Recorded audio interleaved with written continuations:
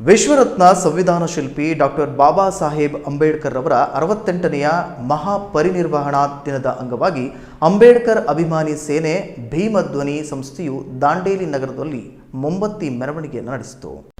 ದಾಂಡೇಲಿಯ ಅಂಬೇಡ್ಕರ್ ಅಭಿಮಾನಿ ಸೇನೆ ಭೀಮಧ್ವನಿ ಸಂಸ್ಥೆಯ ವತಿಯಿಂದ ಸಮಾಜ ಕಲ್ಯಾಣ ಇಲಾಖೆ ವಸತಿ ನಿಲಯದ ಎದುರುಗಡೆಯಿಂದ ಮೇಣದ ಬತ್ತಿ ಮೆರವಣಿಗೆಯನ್ನು ನಡೆಸಲಾಯಿತು. ದಾಂಡೇಲಿ ನಗರಸಭೆ ಅಧ್ಯಕ್ಷ ಅಶ್ಫಾಕ್ ಶೇಖ್, ಎಪಿಜೆ ಅಬ್ದುಲ್ ಕಲಾಂ ವಸತಿ ಶಾಲೆಯ ಪ್ರಾಚಾರ್ಯರಾದ ಪ್ರಶಾಂತ್ ಎಸ್ಜೆ, ದಾಂಡೇಲಿ ವಲಯದ ಮೌಳಂಗಿ ಶಾಖೆಯ ಉಪ ವಲಯದ ಅರಣ್ಯಾಧಿಕಾರಿ ಆನಂದ ರಾಥೋಡ್, ವಿರ್ಲೋಲಿ ವಲಯದ ಉಪ ವಲಯ ಅರಣ್ಯಾಧಿಕಾರಿ ಮಲ್ಲಪ್ಪ ವಡ್ಡರ್, ಸಮಾಜ ಕಲ್ಯಾಣ ಇಲಾಖೆಯ ಮೇಲ್ವಿಚಾರಕರಾದ ದರ್ಶನ್ ನಾಯ್ಕ್ ಇವರೆಲ್ಲರೂ ಸೇರಿ ಅಂಬೇಡ್ಕರ್ ಅವರ ಭಾವಚಿತ್ರಕ್ಕೆ ಗೌರವ ನಮನ ಸಲ್ಲಿಸುವ ಮೂಲಕ ಮೊಂಬತ್ತಿ ಮಾರ್ಚ್ ಮೆರವಣಿಗೆ ಚಾಲನೆ ನೀಡಿದರು. ಮೆರವಣಿಗೆಯು ನಗರದ ಜೆಎನ್ ರೋಡ್ ಮೂಲಕ ಸೋಮಾನಿ ವೃತ್ತ ಸೇರಿ ಅಲ್ಲಿಂದ ನಗರಸಭೆ ಆವರಣದಲ್ಲಿರುವ ಅಂಬೇಡ್ಕರ್ ಅವರ ಪ್ರತಿಮೆ ಹತ್ತಿರ ಬಂದು ತಲುಪಿತು.